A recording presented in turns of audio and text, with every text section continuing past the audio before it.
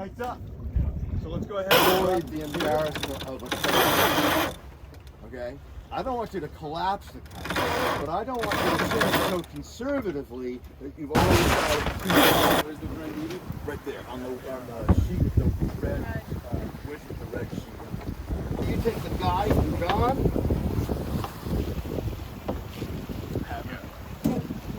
So Chris, you've got it. Let's, we could do a lot with the main. You could probably go out some more, Chris.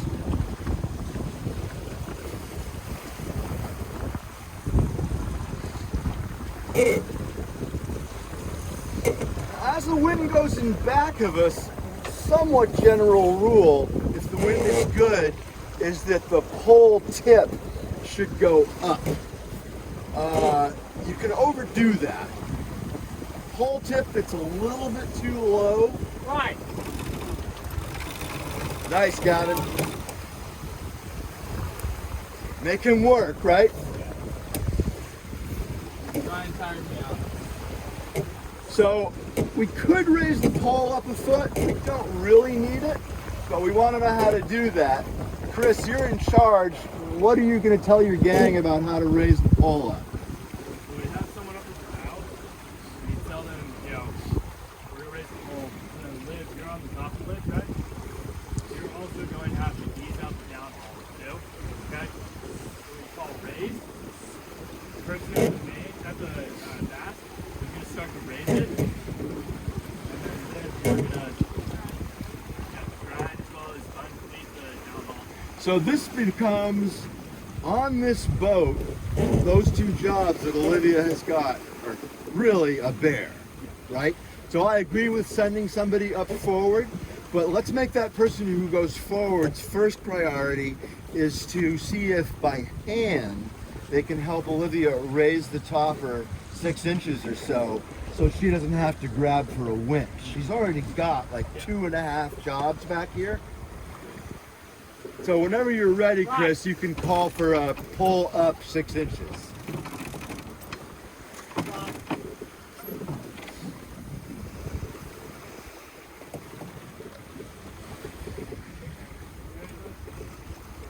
Tell us what you're doing, Olivia, so we all learn.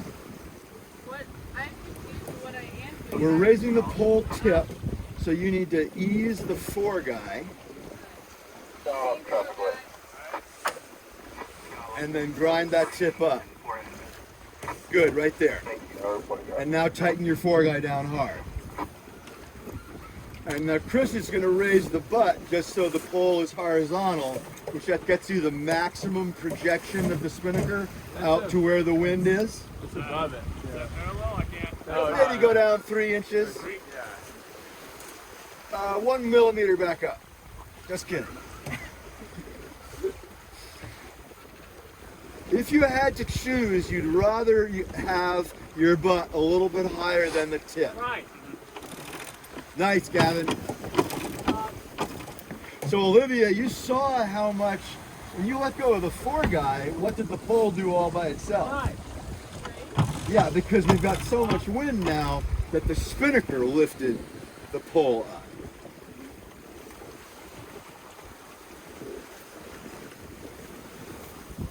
Don't we want Pull back. Yeah, you see how the wind Say again, Olivia? on the wind indicator is A little bit louder? yeah, we're coming up to the wind. We want that pole. They can stack perpendicular. How do you mean? So hang on, wait for them to pull back. The pole should be positioned higher if we have more. But that change in pole height. Right. And Matthew, you're ready on the save on the guy, right? If he gets a massive curl that he can't grind out quickly enough, you want to pop that pole forward 6 inches, because that will save the curl if the trimmer can't get it. It's like a smaller radius. So Olivia, in answer to your question, the pole height we do in reaction to the spinnaker. Yeah, it's a good instinct to think that if the pole goes up by itself, it must want to be higher up. Actually, don't think that's a bad rule. if you find that the kite is really wanting to lift that pole up by itself, not having to you raise it by the topper, that pole should have probably been up previously earlier. Does that answer your question? Just really bad. Okay. I'm only hearing the ocean right now. So the problem, Olivia, is we don't want to keep raising it and raising it and raising Right. it. Yeah, no, I guess what I was asking is if it's lower, don't we want to keep it as low as we can where it's still like Right. Just look at doing well so that it's the maximum not like pull forward? Pull back. Is what I was Pull asking. back. Pull back. Live. Sorry. Hang on. Let live. Right. And Gavin, and this is true with everybody's position on the boat, guys. The more you can say what you're doing, the more everybody else is going to learn, even if they're not working that position. So Gavin, I would basically say easing. I'm easing. Try good? Easy, Good. right? So people know what you're doing, even though they're not doing your job, right?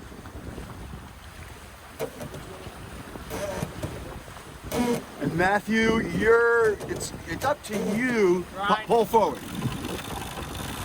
Good. Matt, you see how you saved the collapse there?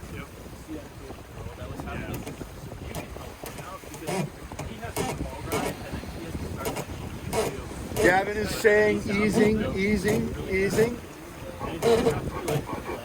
Okay, that's right on the edge. Pole is bouncing around, Olivia. That means the wind isn't pulling us, it's just making the pole bounce around. Let's tighten that fore guy aggressively. And again, Matthew, your basic rule on the pole is perpendicular to the wind angle at the top of the mast. Pull back. Olivia's easing fore guy. Nice.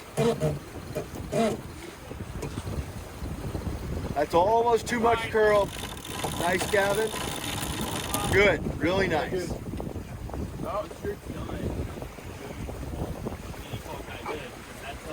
Okay, I'm gonna. Chris, you want to take the guy from Matthew? Still messing with it? I got this. You can take the sheet from Gavin. Again. I'm trying to tighten while you're pulling back, but we're just going to be fighting each other like tug of war via some pulleys. So that's why the person on the guy has got to tell you what he's gonna do. And if he's doing it too much, you got to say, hold, wait, give me a second. Right? Gavin, you're on grind. Were you on grind already? No. Matt was. Yes. We were on that guy enough, Matthew, to get a sense of what the pole, how you control the pole, and how you can save a sudden collapse or a sudden overcurl. A sudden overcurl, John, doesn't mean that you've screwed up. The wind can just change dramatically, right? And you'll just need a little help from the person on the guy to ease forward. So that's a good pole position. You know, roughly speaking, if you followed the rule of pole perpendicular to the wind direction, you'd probably pull the pole back too far. So think of it as perpendicular to the wind, but not quite. A little bit more forward. Nice, John. Nice, Olivia. You saw that pole go forward. Right. Nice.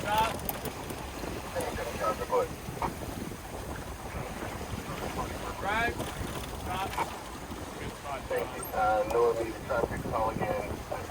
So I'm second or two. Right.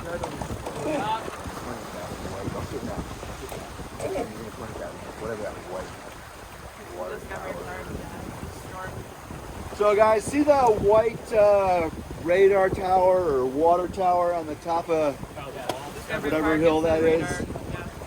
We are eventually going to head down to that new angle for whatever reason. That's our race mark. It's where we want to go. What are we going to have to do, Chris, with the controls when we do that?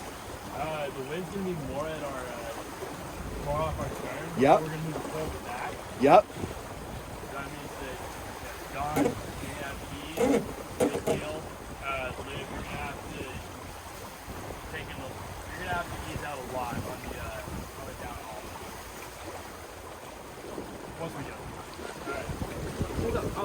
also a snowboarder. Yeah, I see. Once we come down, he'll probably go ahead of us. So it's going to be pull back, 4-guy off. And Olivia, if they start grinding that pole back and they overtension your 4-guy so you can't uncleat it, then either they failed to tell you what they're going to do so you could get an early chance to uncleat the 4-guy, or you need to say, not yet on the pole, when we get it uncleated. Pull back. Okay, we're going to come down another 10 degrees or so and go to the high part of the hill, not all the way to the west point. Okay, this is our new downwind angle. Where's the wind coming from now? Broad reach. A little bit farther aft, huh? I'd call that like a deep broad reach. Chris, if we come down another 5 degrees, what do we have to do? We're gonna get close to driving Yeah, if we we're come gonna be in very for close to a run. Yep, don't we have are. to prevent or rig right now. Wind is dead behind, so we're gonna hold there. Yeah, let's go pull back. Pull back. Nice. And generally that means sheet out. That's a lot of pull back, but I think it's okay. We're gonna dive. No, you're okay. Just come, just bring her on up. You're in control of it. Good, nice. I wouldn't have you doing this if I didn't know you could steer to it. We start to jive, John. This isn't a very long thing. It is not. I mean, we're basically at the extent. Yeah, no. So the boat is rigged up for a double 4-guy, which means that it goes from Olivia up to the pole tip, through a snatch block, back down to the deck and along the starboard side of the boat. So you've actually got the controls on both sides of the coach roof, and you've got purchase. Yeah, basically. Really great driving there. Really good job, Gavin. So when we're downwind and the waves tend to hit us in a way that makes us rock around, big grind. Nice pull forward. Nice. You guys are doing great. Continue if you can to talk about everything you're doing. Nice and loud too. Good. Okay, now that pole, when the pole goes forward, it needs to go down. So let's drop that pole tip 1 foot. And wherever we drop the pole tip, it's naturally going to want to go forward. So Chris, you're going to have to bring it back as it drops. So Olivia, talk to us. Say easing pole down. Easy pull down. It's a hard job. Do exactly what you need to do. Take your time. We need someone. The pole will go down if we pull on the 4-guy. The butt end we will adjust eventually, but it's lower priority than the pole tip position.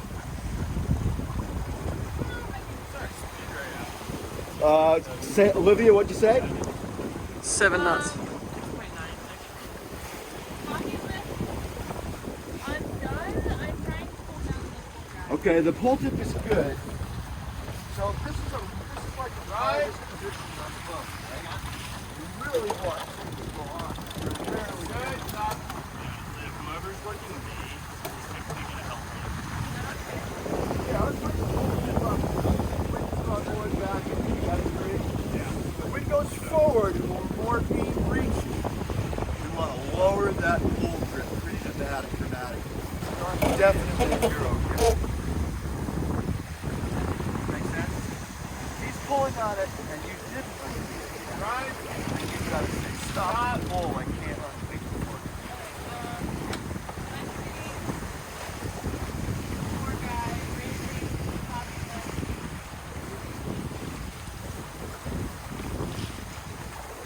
Nice, right there.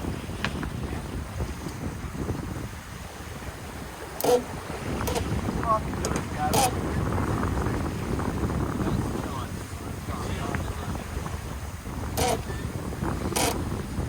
Now everybody's working forward a little bit, down.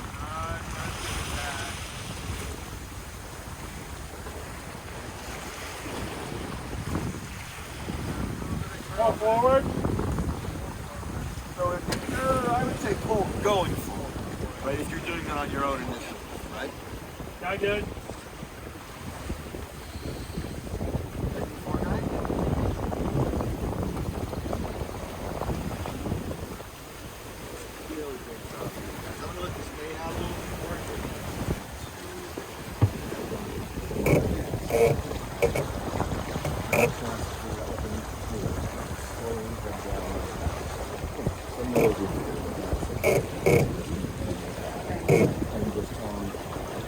Pull forward.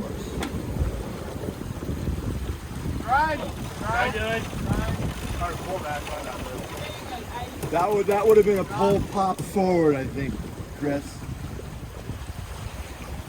The wind, you're doing a great job. The wind is all over the place. I'm gonna come down with like 10 degrees. Nice and loud, helmsman. Come down 10 degrees. Okay, helmsman's coming down 10 degrees. She's going to put the Ball's coming wind back. more in back of us. Pull back.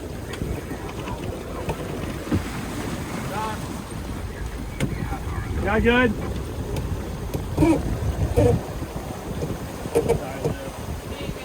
Great job, Olivia. I meant to speak, but my words. That's okay. Once you get attuned to what's happening, you know, you don't have to speak so much. Pull back. Good. Great job. Got good. You feel the waves tend to roll us around quite a bit on this steeper angle. Nice pull adjustment there, Chris. Beautiful. So guys, you're doing great. Sail over 20 years with a gold and a silver medalist in the Center Sound Series, which starts in March. And until people get into the swing of things, there's a lot of guy back. Come on, he's the four guy. Give me a chance. Yeah. So the more you guys are working together and saying what you're doing, the better you're doing. Okay, so Olivia, why don't you trim? Take a kite trim from Gavin or from John. And John, you want to do four guy and topper? Yeah. Ride. Stop. Look at these. Look at the flying. So remember, Olivia, that the masthead fly will give you an early indicator that the wind direction is going to change. If the wind direction goes forward, you're going to have to trim. So you're looking at the front edge, or the right edge of that kite, and right now it looks pretty good. The edge of the kite is going straight up from the pole, but the more eased out it is, the better it's working.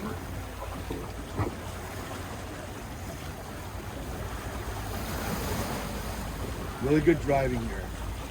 It's amazing how even the small waves kind of want to rock you around.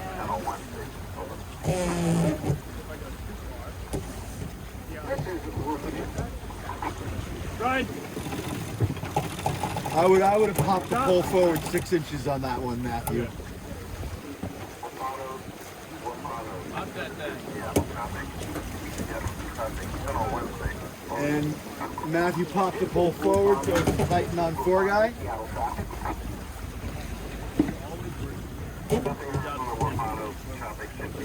So, Olivia, the minute you take your eyes off that kite, that's when it's going to collapse. Grind? Pull back. So Liv, you stop curling. You can all stop. Okay? If they pull back, you're going to have to ease out. Okay? Nice. Pull forward, you're going to start taking a... Does that make sense? At middle point, southbound, east of the traffic lane, is the yacht Volcano, making 7 knots and not participating in traffic flow. Grind?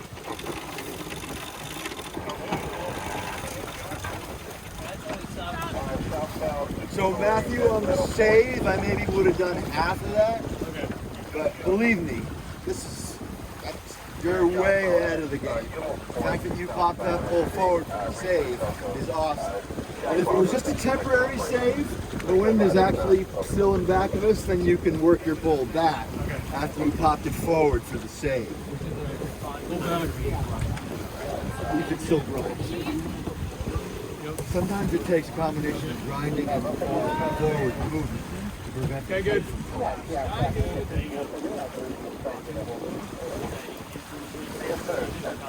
So on a high-tech race boat right now, you'd hear, why is the fore guy jumping around like a jump rope? Nice.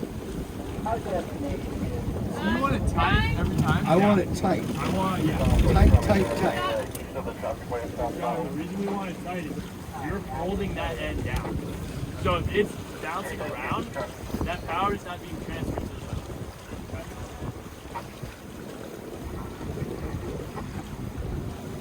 So Chris, if we came up and headed for, you think we could come up and head for the Space Needle with the spinnaker up? Yeah, I think that'd be about the range. Do you think we could? Yeah. Space Needle? I might be pushing me a Yeah, little that'll bit. push it. I think we'd be right at the edge. I think it'd be too close. I think we could do. Because remember, the easily faster do we go, the more the wind's going to go in front of Pull us. back. We can easily do that loop container. Which one? The container ship with the Okay, blue and how red. about we try for the grain elevators first, assess, and then think after that? What is your crew going to have to do for us to come up and head for the white grain elevators? Yeah. Okay. So if we want to come up, That's meant to be like that. It's just lazy. We'll use it when we jive. Yes, that green was lazy sheet right there. Just like this. we have to bring pull back. Yeah. So I would honestly pull it back. Okay, pull back. Great job. Yeah, good. Stop. Right, and it doesn't have to be massive movements. No, you can make small adjustments. I mean, the spinnaker is the most labor-intensive sheet. Stop. Okay.